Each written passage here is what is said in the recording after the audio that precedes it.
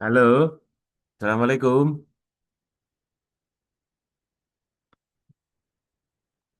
Halo, halo teman-teman.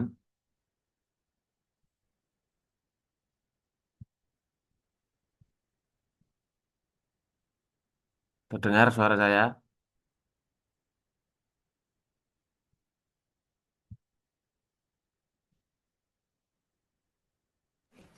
Halo, cek.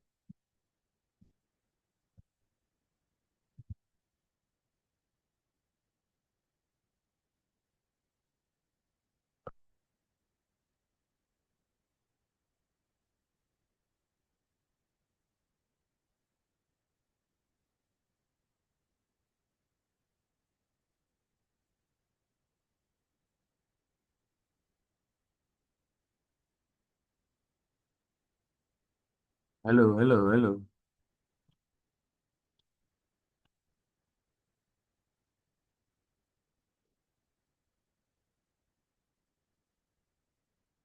Teman-teman yang lain mana ini? Kok nggak ada suara ini, teman-teman? Mungkin masih ada jam mengajar, Bapak. Begitu. Ya, wes. Apa ya? Sampai kapan PPL-nya? 1 November, Bapak. Oh, 1 bulan lagi. Oke. Nggak apa-apa ya. Berarti 3 kali lagi bisa kamu online. Tapi saya harap bisa offline atau hadir di kampus, gitu ya. Karena mata kuliah ini penting sekali, sudah tidak bisa main-main lagi gitu ya. Mata kuliahnya ini mata kuliah Seminar on Research Proposal ya. Jadi hari ini eh, saya akan nerangkan, memperkenalkan mata kuliah ini tentang apa. Diskusi gitu ya, musyawarah gitu ya. Teman-teman boleh berpendapat keinginannya apa, maunya apa. Teman-teman mahasiswa bisa eh, tidak setuju dengan apa yang saya utarakan habis ini tentang mata kuliah ini, kontrak kuliahnya bagaimana. Tapi setelah kita sepakati bersama, teman-teman harus setuju ya, harus dilaksanakan. Karena ini memang ini sudah menjadi eh, syarat yang harus dilakukan oleh mahasiswa semester akhir. Jadi teman-teman ini nanti ada ini sudah masuk skripsi ya. Habis ini mungkin ada akhir Januari itu atau awal Januari sudah dapat pembimbing gitu. Terus melakukan seminar proposal. Nah, seminar proposal ini ada dua. Namanya seminar itu kan diseminarkan ya. Kita sambil kamu lihat-lihat itu kontrak kuliahnya. Sebentar, sebentar. Kayaknya terpaus ya share screen-nya ya.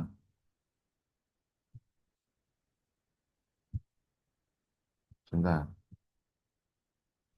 Nah, ini ya.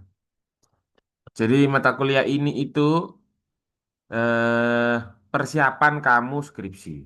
Dan mata kuliah ini tuh eh, ada dua. Pertama, penafsirannya ada dua. Fungsinya juga ada dua. Pertama, perlu diingat, mata kuliah ini itu insya Allah sekitar Januari, Februari, Maret, atau April gitu ya, kamu melakukan seminar yang disaksikan oleh teman-temanmu atau adik-adik kelasmu dan ada penguji dan pembimbing gitu ya. Kayak kakak kelasmu kemarin. Tuh, kamu menyeminarkan gitu ya. Sudah tahap-tahapan skripsi yang kamu seminarkan, mau kamu paparkan. Dan ketika di akhir, setelah skripsi selesai, itu ada juga seminar yang wajib dilakukan oleh teman-teman mahasiswa. Jadi teman-teman mahasiswa itu nanti itu outputnya itu ketika diseminarkan ada outputnya artikel jurnal. Jadi dua. Itu di semester 8 akhir. Berarti sekitar sebelum Agustus. Jadi soalnya tanggal 30 Agustus itu teman-teman harus sudah fix lulus, sudah melakukan seminar. Itu informasi for your information saja. Di mata kuliah ini itu menindaklanjuti kedua kegiatan itu, yakni seminar, proposal yang dilakukan di dalam kelas, ada ruangan, ada penguji, ada pembimbing gitu, ada peserta minimal 20 gitu ya. Sama nanti seminar hasil. Ketika hasil kamu kan sudah selesai, itu kamu seminarkan. Lah itu di luar kontrol Bapak Ibu dosen. Jadi teman-teman bisa nyari dari sekarang kalau sudah fix judulnya gitu ya. Daripada nanti akhir-akhir Agustus itu kamu nyari artikel jurnal itu kan sulit. Ya, jadi kamu harus nyicilnya dari sekarang. Simulasi lah minimal. Tahulah caranya, tahapan-tahapannya bagaimana. Oleh karena itu, Pak Iqbal di sini itu membantu teman-teman. Kemarin mata kuliahnya ini bukan seminar. Coba saya tanya teman-teman ya, ada mata kuliah research metodologi nggak kemarin? Halo? Research metodologi sudah pernah, Pak. Sudah pernah. Berarti teman-teman kan sudah tahu ini kan, sudah bisa bedanya penelitian kual sama kuan, ya kan? Nah, sekarang ini artikelnya. Sekarang ini itu artikelnya, jurnalnya. Tahu jurnal kan? Artikel tahu kan? Yang harus diseminarkan. Tahu kan ya?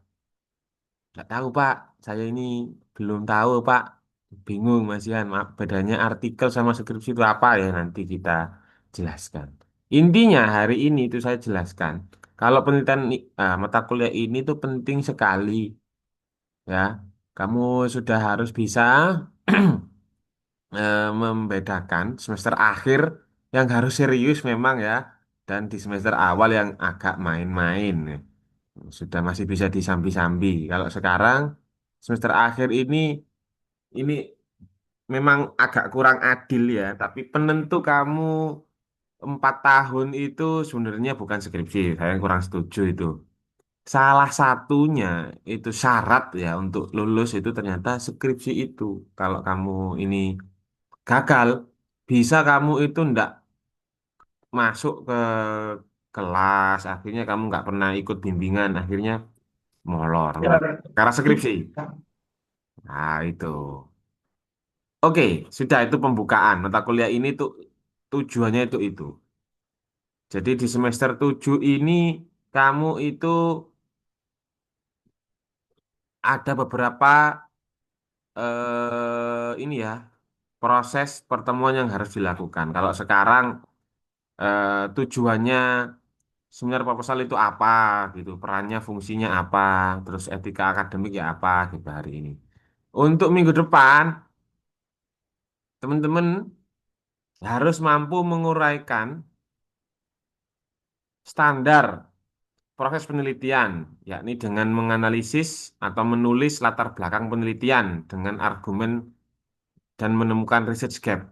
Nah, ini minggu depan. Oh, ini nomor 3 ya, nomor 2. Hanya menulis struktur dan komponen proposal penelitian. Ini minggu depan.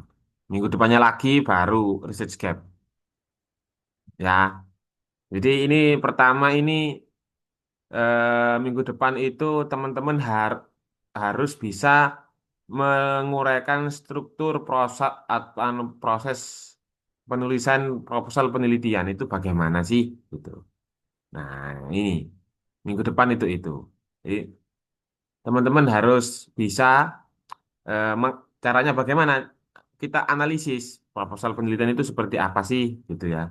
Artikel penelitian di bab 1 itu strukturnya itu di artikel itu background itu eh, strukturnya bagaimana sih begitu itu minggu depan.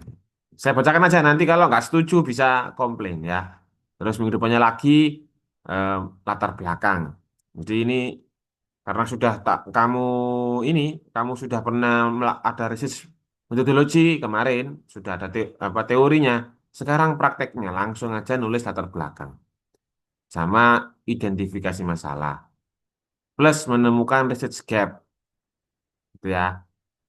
Pertemuan keempat, setelah melakukan gap permasalahan, kamu nulis rumusan masalah dan objective of your research, tujuan penelitian apa. Terus bab 2 nulis literature review. Nah, ini gap penelitian dengan gap research itu beda. Nah, ya, kamu harus bisa membedakan ini. State of the art ini yang bab 2 ini, atau literature review. Terus kerangka teoritis, terus metodologi. Lah, UTS-nya, penting ini saya utarakan. Berarti kamu harus punya artikel minimal sampai metodologi, metodologi gitu ya. Atau kalau sudah punya proposal, 1, 2, 3 gitu. Sudah punya judul, nah, gitu. Tinggal kamu tuliskan di UTS-nya ini. Jadi saya nanti itu ada tes, sekaligus nanti itu ada project pengumpulan artikel background, literature review, sama metodologi. Ini UTS. Materi pertemuan 1 sampai 7. Itu kan memang background, terus literature review, sama metodologi. Nah, ini UTS-nya. Nggak ngomongkan teori lagi ya, teman-teman ya. Ini langsung praktek. Nah, pertemuan kesembilannya, bab 4 atau finding. Ini finding ada 2 ya, karena kamu ini ada yang kuan, ada yang kual. Biasanya kalau pendidikan itu kuantitatif, berhubungan dengan statistik. Nah, nanti saya ajari, karena kamu mungkin, apakah sudah pernah diajari statistik pakai SPSS gitu? Ada yang tahu Sudah, Pak. Sudah, Pak. sudah ya? Sudah, Pak. Pernah. Ada yang tahu Shapiro-Wilk, Kolmogorov, Smirnov gitu, tahu? Belum, Pak. Pernah dengar. Pernah dengar? Pernah sekali dengar, Pak. Cuma lupa. Iya. Kalau sudah pernah dengar enak ini, tinggal mengulang sedikit nanti kamu bisa langsung ini, langsung eh, apa dapat maksudnya gitu ya. Nah, ada ini apa? Itu penelitian kuan itu kan macam-macam ya. Ada ini korelasi, ada apa namanya? One shot case study atau eksperimental, ada yang R&D gitu. Kalau kemarin itu yang mana? Korelasi, eh, terus eksperimental atau yang lain? Atau kon-kon yang lain? Nah, ini kayaknya perlu juga teman-teman ini nggak salah pilih ya.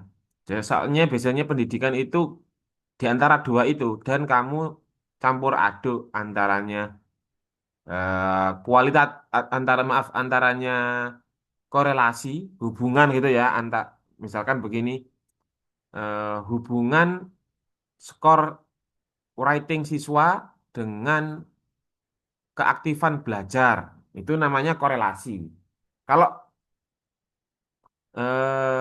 meningkatkan hasil belajar writing siswa menggunakan metode apa, misalkan ya, misalkan metode kurikulum merdeka, misalkan begitu. Lah, itu namanya eksperimental. Eksperimental nanti dibagi banyak juga, dibagi 4 nggak salah ya. Ada one shot case study, ada quasi eksperimental, ada true experimental research gitu. Nah, itu memang teman-teman harus jeli. Saya ini tuh yang mana sih gitu ya. Jangan sampai kamu salah pilih. Bahkan kamu kan PPL ini ya, teman-teman ya. Sebenarnya PPL ini bisa jadi data kamu skripsi cepat. Kok bisa, Pak? Misalkan ya, kamu punya metode bagus, punya judul bagus, punya ide bagus, cara ngajar agar reading siswa itu meningkat.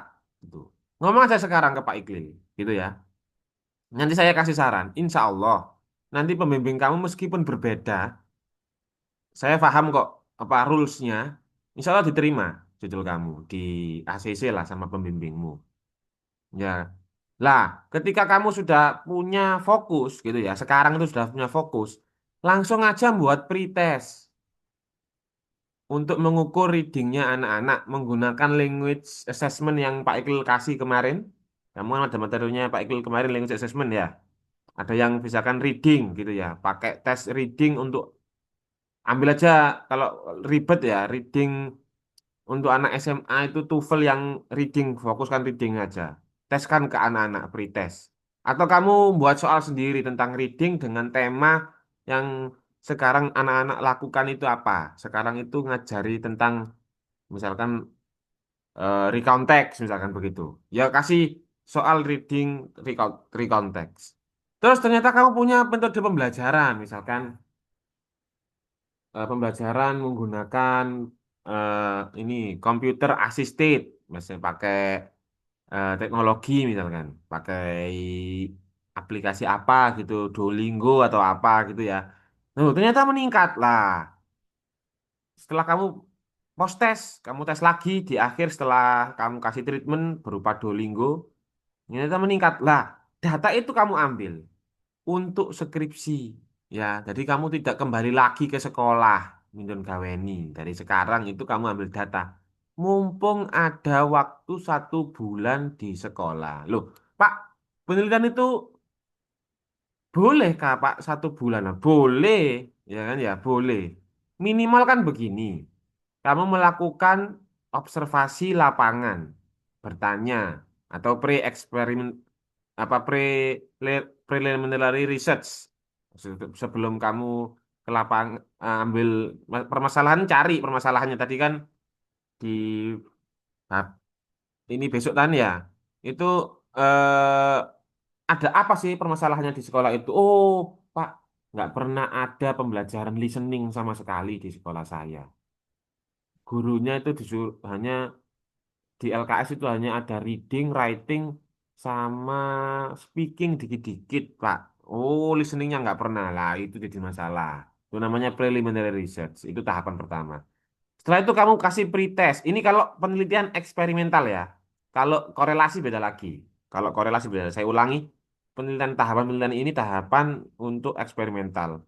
Setelah itu kamu kasih pretest kembali ya, kan? Kamu kasih tes untuk mengukur di siswa itu levelnya itu berapa sih? Kak, apa rata-rata itu berapa sih? 60 kah, 70 kah gitu atau sudah expert? Kalau sudah expert, ya cari yang lain, reading. Cari kalau sudah expert, cari yang lain, writing gitu. Ya tidak mungkin semuanya expert, ngapain mereka sekolah gitu kan? Ya, jadi kamu melakukan pretest itu untuk mengukur rata gitu ya. Kalau kuan. Setelah itu kamu treatment.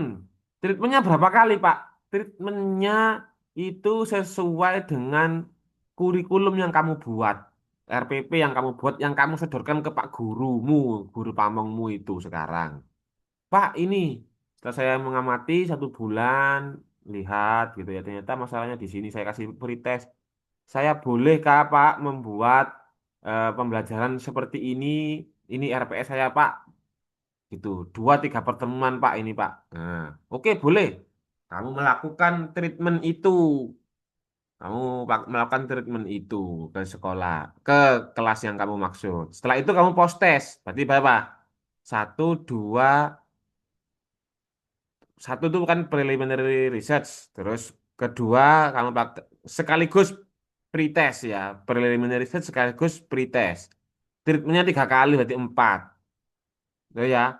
Terus kamu post test berarti 5 gitu. Lah, cukup 5 kali pertemuan. Seminggu kan kamu 2 kali, gitu. Bahkan bisa 3 kali, gitu ya.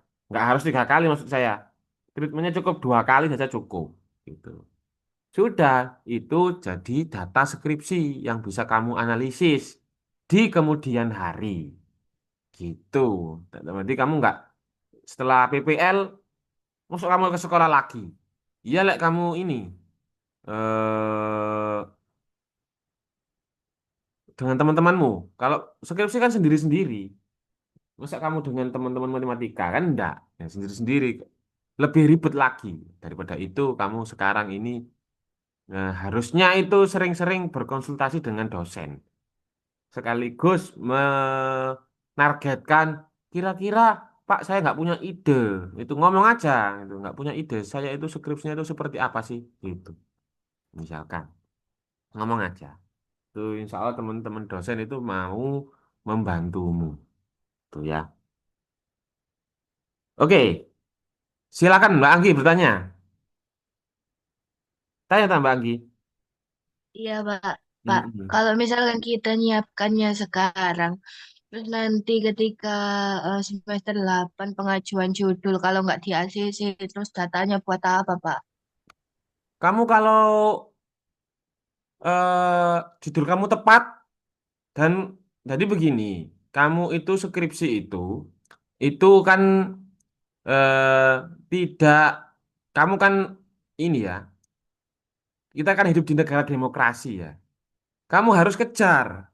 Kalau kamu punya alasan yang kuat, skripsimu itu judul skripsimu penting dan gap novelty-nya banyak, nggak ada dosen itu memberi alasan yang eh, subjektif menolak judul kamu. Misalkan kemarin kakak kelasmu menyodorkan eh, karena sekarang zamannya kan AI, tapi AI ini melemahkan justru menurutnya penelitiannya dia. Ya apa caranya memanfaatkan AI ini Pak di dunia pendidikan? Dia pakai metode metode pembelajaran autonomous learning. Loh, saya mau bisa nolak bagaimana? Gitu kan. Memang zamannya kan AI, terus dia pakai metode yang baru. Ya enggak ada kita menolak, gitu kan. Kalau penelitian kamu seperti ini, judul kamu, meningkatkan pembelajaran membaca siswa melalui metode jigsaw. Lah, pasti ditolak, Mbak Anggi. Karena apa? Karena metode itu sudah lalu, gitu ya. Padahal ilmu itu terus berkembang. Pembelajaran itu semakin ke sini itu berkembang, gitu ya, mengikuti zaman. Kalau kamu ngasih judulnya cek-cek, pasti ditolak. Tapi kalau judul kamu bagus, itu debat. Kamu debat dosennya. Kamu jangan malu-malu, gak usah takut-takut, budaya takut untuk mendebat dosen. Karena apa? Ini fair ya. Ini fair. Kita nggak usah ini. Saya itu ini nggak suka kalau kamu itu terlalu ngikuti kata dosen yang apa menurut saya itu tidak sesuai dengan etika gitu ya. Kalau kamu benar nggak apa-apa. Kalau kayak gitu begitu. Kalau kamu yakin ini benar, tapi kalau kamu kayak gini misalkan tadi, saya analogikan kayak kontrak kuliah, kamu nggak setuju ke Pak Iqlil, silakan kamu debat Pak Iqlil. Tapi kalau sudah keluar, sudah sepakat, oh ya wes Pak, sepakat saya judulnya ini, atau oh ya Pak kontrak kuliahnya ini, wes saya kalah wes gitu. Berarti kamu harus mengikuti apa yang saya indukan, yang saya tawarkan di kontrak kuliah ini, gitu. Proses debate itu kebenaran itu tidak ada kebenaran tunggal, selalu harus ada namanya, makanya kita namanya itu ada dialog itu ya, ada dialog itu justru itu yang menawarkan. Nanti kamu ketika proposal Mbak Anggi itu jangan mantuk-mantuk tok ditanyai dosen, dosen itu juga itu menguji, memang dibayar untuk menguji, mencari kesalahan kamu, dan kamu membela dengan argumen-argumen yang tepat, gitu ya. Semuanya pasti ditolak, gitu ya. Tapi kalau kamu kuat, argumen kamu kuat, gitu ya, ya ndak akan bisa menolak itu, gitu. Kayak begini, nanti proposalnya itu anak-anak kita praktek membuat struktur bab 1, 2, 3 dari latar belakang, literatur review sampai metodologi. Ayo coba tolak teman-teman. Nggak bisa kan? Iya kan? Karena Pak Iqbal sebelum mengajar ini sudah melakukan penelitian atau minimal pengalaman masa lalu yang dibutuhkan oleh mahasiswa. Oh iya, butuhnya mahasiswa sekarang itu nggak butuh teori ya, butuh praktek ya, gitu. Gitu. Nah, begitu. Kalau ditolak Pak, oh saya nggak butuh. apa materi pendahuluan, Pak. Boleh. Kalau kamu sudah punya artikel, sudah punya metodologi sudah punya apa? Proposal 1 2 3.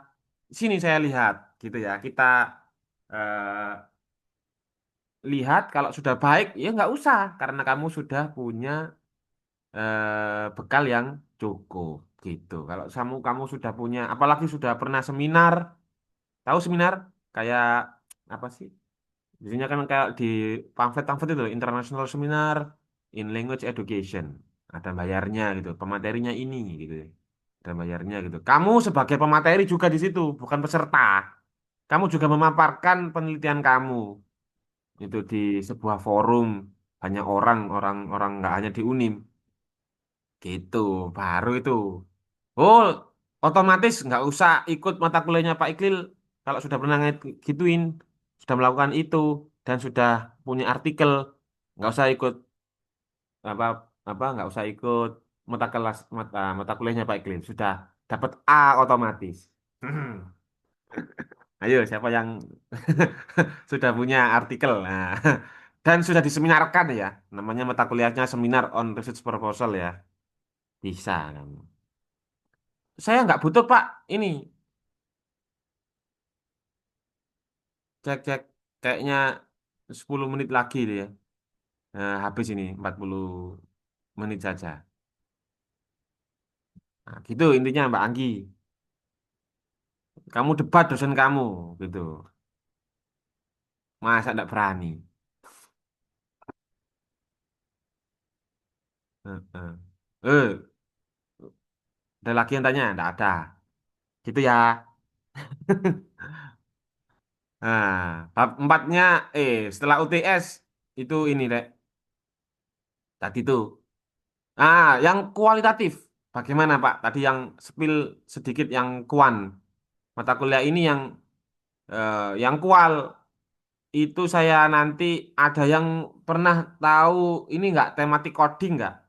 Sudah pernah ada dosen kamu yang ngajari tematik coding? Belum, Pak. Lah, lah. Jadi analisis penelitian kualitatif salah satunya itu yang paling sering dilakukan itu adalah tematik coding. Tapi kamu selalu menggunakan deskriptif, kualitatif, analisis. Biasanya begitu. Itu salah ya. Paradigma itu kayak bangunan gitu loh, rumah itu ya. Rumah kamu itu kamu bangun model apa? Model Skandinavian atau model joglo gitu ya. Jadi caranya bangunnya pondasinya berbeda. Kalau kuan itu pakai angka, kalau kual itu pakai kualitas. Datanya cuma satu gitu ya. Mahasiswa anaknya kalau kuan itu kan 30 anak satu kelas misalkan. Kamu cukup 3 sampai 5 anak, bahkan satu pun bisa kalau itu anak itu ada kayak anomali nilainya baik sekali semuanya itu ya. Kamu analisis itu. Kenapa kok bisa baik semua? Apa yang faktor menyebabkan anak ini baik nilainya ya? Nah, itu namanya kual. Caranya apa? Pakai tematik coding. Tematik analisis, maaf, tematik analisis. Di dalamnya itu ada codingnya. Ada alatnya, Pak. Kayak SPSS ada. Namanya NVivo. Namanya NVivo. NVivo. Ya. Ada yang pernah tahu NVivo apa? Belum pernah dengar, Pak. Nggak pernah ya. Padahal sekarang itu job-job itu butuh itu kayak apa data analis itu kayak gini ini nih. Penting ini. Tapi kamu nggak pernah ya tahu teknologi ya. Ini nih. Masa kalah sama Pak Iklil yang lahir di era 80-an. Tahu teknologi dikit-dikit lah meskipun nggak banyak. Kamu lahir 2000 ya? Hmm. Beda 2 abad sama Pak Iklil. Masa kalah ya? Ini tantangan terbuka ini kepada anak-anak semester 8 ini. Semester 7 ini ya. Harus lebih canggih gitu ya. Harus lebih canggih dari dosennya. Kalau bisa Pak Iklil baca satu buku. Ini ada bukunya. Mana ya bukunya ya? Oh, di RPS ini kontrak kuliah. Kamu baca 10 buku. Masa kalah sama Pak Iklil ini? Ya, iya. Mm-mm. Ya, oke. Kamu ada yang ini punya email Unim sekarang? Ada yang punya nggak email Unim? Nggak punya ya? Dari sekarang buka Google Scholar, Rek. Buka Google Scholar, login, daftar gitu ya di Google Scholar itu. Nanti artikel kamu biar eh, terbit. Saya kemarin nemu artikelnya Pak Prabowo. Boleh nggak ya saya sepil ya di sini ya? Ini beliaunya meskipun kepala negara, dia juga menulis ya. Bapak Prabowo ini menulis. Nggak sengaja karena saya di email, terus jurnalnya itu ternyata di jurnalnya itu nggak sengaja loh. Kok ada namanya Pak Prabowo ini ya, gitu. Nah ini saya sharekan aja di Zoom ini. Ngomong 10 menit lagi nih ya, nggak apa-apa ya. Soalnya open, bukan close. Saya share aja. Lah ini, awalnya kan, awalnya kan ini. Saya itu disuruh nulis di jurnal Q4 gitu ya. We invite you to explore gitu ya. Namanya Veredas do Direito, kayaknya ini Brazil ya, jurnal Brazil. Jadi saya masuk ke dalam eh jurnalnya lah, ini namanya jurnalnya Veredas do Direito. Ada satu dosen, ada satu artikel, tak lihat, loh, ada Pak Prabowo lah ini. Ada Kementerian Dalam Negeri Republik Indonesia juga. Ya gitu ya. Nah, biasanya ini diseminarkan dari teman-teman ya, diseminarkan. Dan dimulai dari latihannya dari S1 ini, di semester 7 ini. Saya harap teman-teman ya, Unim ini nanti bisalah publish di artikel seperti ini. Ya, semester 9 di akhir mata kuliah nanti kamu ya di samping ada caranya Mendeley gitu ya, pakai APA format citasi, terus mampu mengkonversi penelitiannya atau laporannya menjadi sebuah artikel ilmiah, terus dipublikasikan di sebuah artikel, itu UASnya, itu di akhir. Di reject nggak masalah, ya. Nanti saya ada alternatif. Dan alhamdulillah saya sendiri itu editor sebuah jurnal ya. Saya tahu, meskipun masih baru jurnalnya, tapi saya tahu. Dan bisa membantu lah nanti kalau ada teman-teman yang kesulitan. Jadi jangan takut.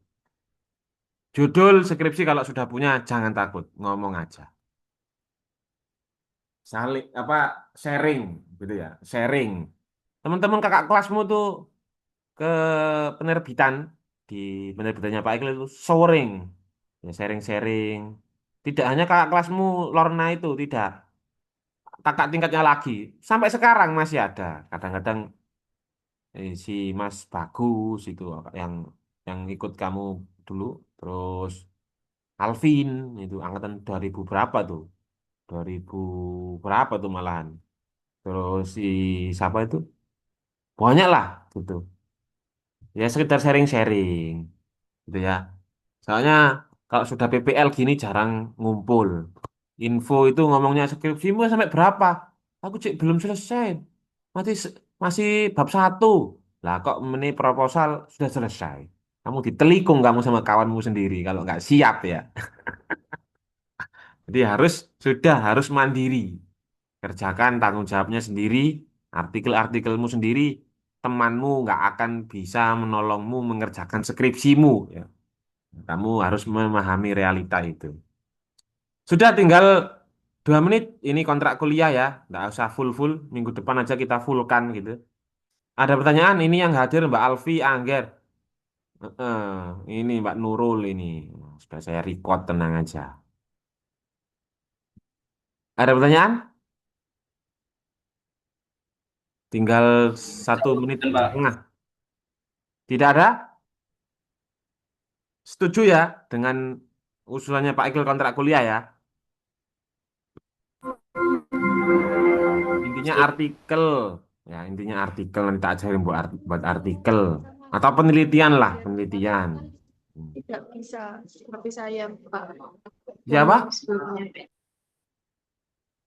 Ya, Borek.